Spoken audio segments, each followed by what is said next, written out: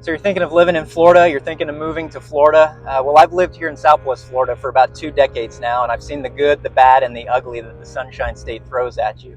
And so in this video, you're going to learn 5 major reasons to maybe reconsider moving to Florida. But if you can handle those, I'll give you a few major positive reasons why living in Florida is definitely worth enduring those negatives. So definitely be sure to watch to the end for those.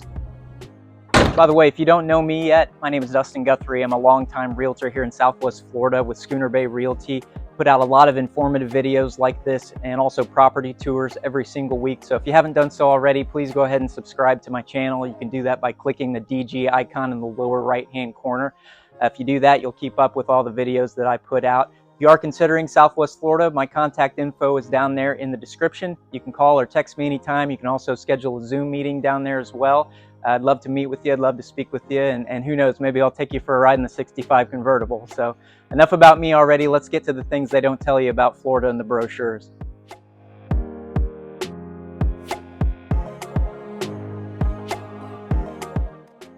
Guess what? It's hot down here in the summertime. Here in Southwest Florida, the average July and August high temperature is 91 degrees. That's the average. So obviously it gets a little bit hotter than that sometimes. The average low temperature is only 75, and that's at night. You know, you couple the high humidity that we have here in the summertime, and the heat index sometimes gets above 100 degrees. It's also our rainy season, so it downpours almost every day, usually late afternoon or so. That cools things down a little bit, but by and large, Southwest Florida, at least in the summertime, is hot and soupy.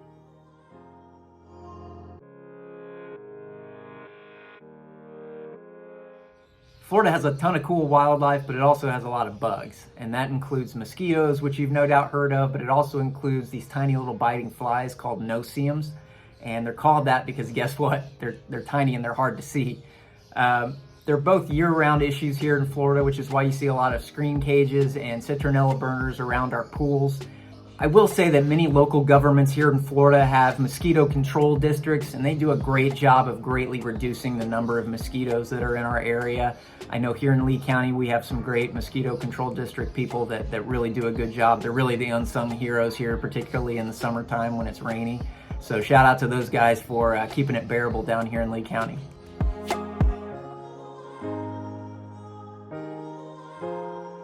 So you may have heard of red tide. It's been in the news in recent years, but if you don't know what it is, it's a naturally occurring algae. It grows in the ocean, but in large quantities, it can produce a toxin that is irritating to human beings' respiratory system, and it can also kill fish.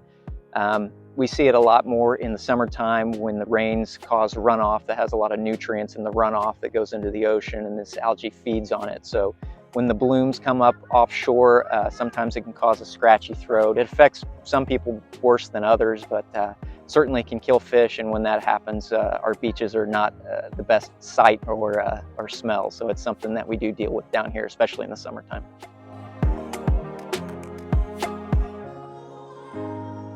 So I know this is definitely a big one for my wife, Laura. She and I grew up in the Midwest, and we really do kind of miss the changing of the seasons down here. We don't really have that. So, you know, it's fall time right now. We don't get that weather turning cooler and the leaves kind of changing. We certainly don't have the snow in the winter time, and we don't get to see the trees sprouting and the new flowers blooming in the springtime. We really only have 2 seasons here in Florida. We've got really, really, really nice and really hot.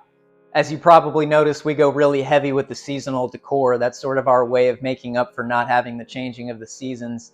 And so we've got all the Halloween stuff up right now. To be honest with you, I think that stuff started going up in late August. So we really do go heavy on the seasonal decorations.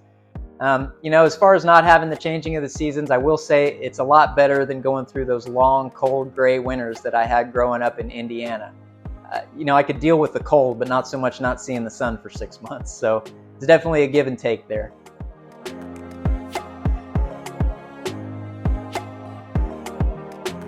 You knew this one was coming, didn't you? Yeah, unfortunately, hurricanes are a part of life here in Florida, and we've seen some bad ones in the last few years. You know, we just had Idalia hit up around the bend of Florida. Us down here in Southwest Florida got hit pretty hard last year by Hurricane Ian. That one really did a number on our barrier islands, Fort Myers Beach and Sanibel. They're struggling to get back on their feet at this point. So they're definitely a part of life here. I will say I've been through a few of them at this point, and The majority of the damage that I've seen has been done to homes that are quite a bit older. The newer homes that are built to the most recent hurricane standards and the most recent elevations have fared pretty well. The homes that are built in the last 20 years or so, they've done really, really well. And I will say, despite what the news likes to hype, we really haven't seen a statistical increase in major hurricanes here in the state of Florida. Yes, we've had a few of them in the last few years, but prior to 2017, we actually didn't have a major hurricane hit the entire state of Florida for 12 years. So that said, they are an issue down here, and it's best to prepare for them if you are going to live here in Florida. So there's some hard truths about the main downsides to living in Florida, but if you're thinking of moving to Florida and you can handle those negatives, let me go through some of the really positive things that you'll experience here. So lower taxes are one of the big reasons why people move to the state of Florida. We're one of only 7 states that does not have a state income tax. And when you talk about property taxes, on average, we're less than the national average in property taxes. And when you put it all together, our total tax burden per resident down here, we're the 8th lowest out of the entire United States, the 8th lowest tax burden per resident. So Florida is definitely an attractive state when you're talking about low taxes.